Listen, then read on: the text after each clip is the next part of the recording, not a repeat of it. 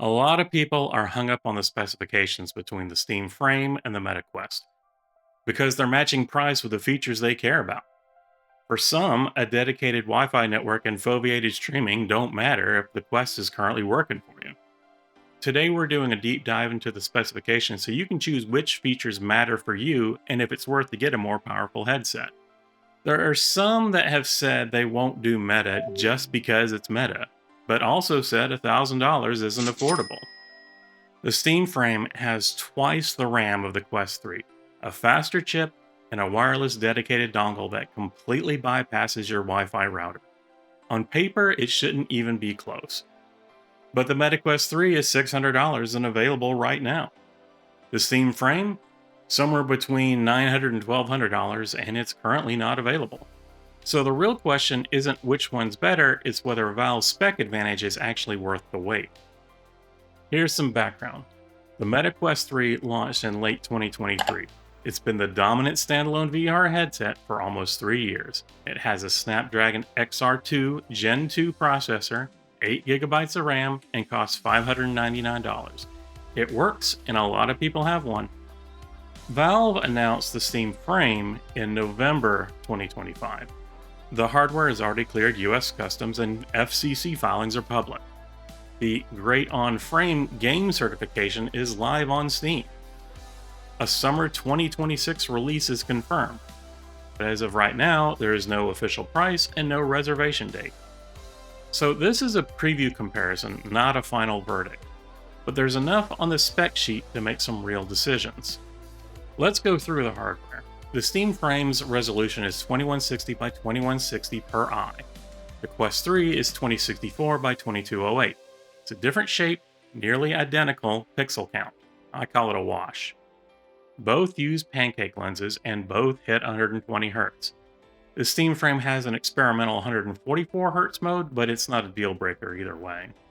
The lens size comparison. A Reddit post has a photo of the Steam Frame computer module inside an L square, and the horizontal axis plane of the Steam Frame is 55mm, and the vertical axis plane is 50mm, which is larger than the Quest 3 and Pico 4 Ultra lenses. So the Steam Frame's lenses are 55 by 50mm, and the Quest 3 is about 42 by 45mm.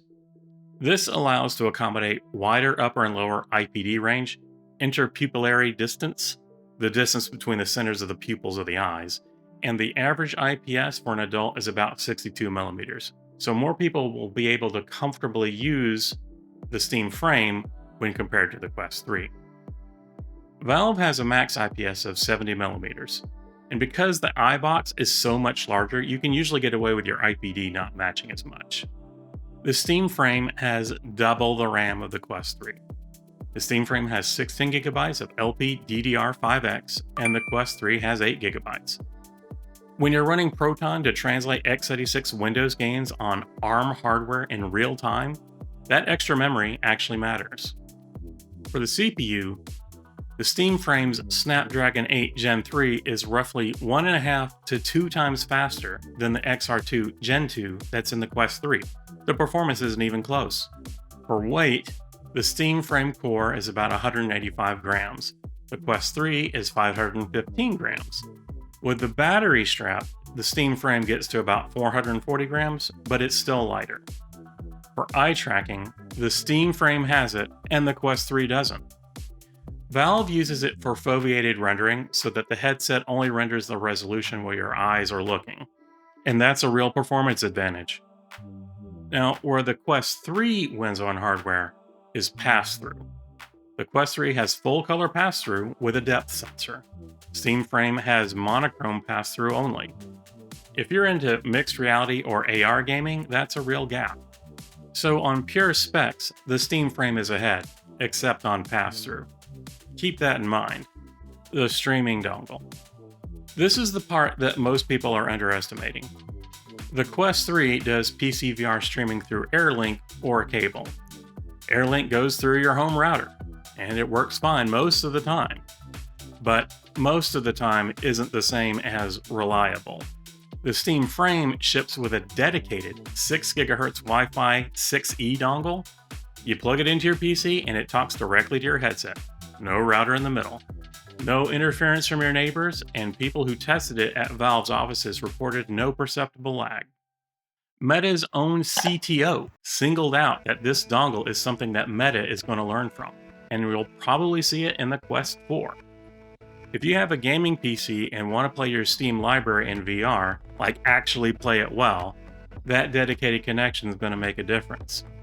The Quest 3 can do PC VR, but the Steam frame is built around PC VR.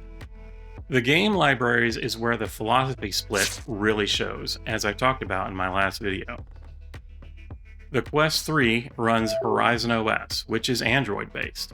The apps are optimized specifically for that hardware. Meta has some exclusive VR titles too. It just works and there's no PC needed. The Steam frame runs SteamOS, which is Arch Linux-based, and runs Proton to run real x86 Windows games on ARM hardware. So when you're away from your PC, the Steam frame can run a Steam game natively on device through Proton and a second emulation layer called FEX. Not every game gets that treatment though. The Great on Frame certification governs what actually earns that badge. But the library it's targeting is your entire existing Steam library. If you own 300 games on Steam, the Steam frame gets you VR access to a growing percentage of games that get that VR capability. You don't have to rebuy your games, and there's no separate VR store. Quest 3's library is more polished for standalone. Steam frame's library has more depth, if you already have a PC with games on it. The price is a real concern for people. The Quest 3 is $600 and available right now. The Steam frame? Nobody knows. Estimates are between $900 and $1,200, and one retailer listing surfaced around $950 for a 512 gigabyte model. The cautionary tale here is the Steam Machine, which launched on June 30th at about $1,050, which is about $250 above what people expected. Valve explicitly blamed DDR5 prices that were up more than 170% year over year. The Steam frame's carrying 16 gigabytes of LPDDR5X RAM into that same market, so yeah, budget towards the high end. You could be looking at a $400 to $600 price cap between a headset you can buy right now and one that might ship in the next few weeks, maybe even longer. If you don't currently have a VR headset, should you wait for the frame? And if you have a Quest, should you upgrade? If you have a gaming PC and PC VR is the main use case, wait for the Steam frame.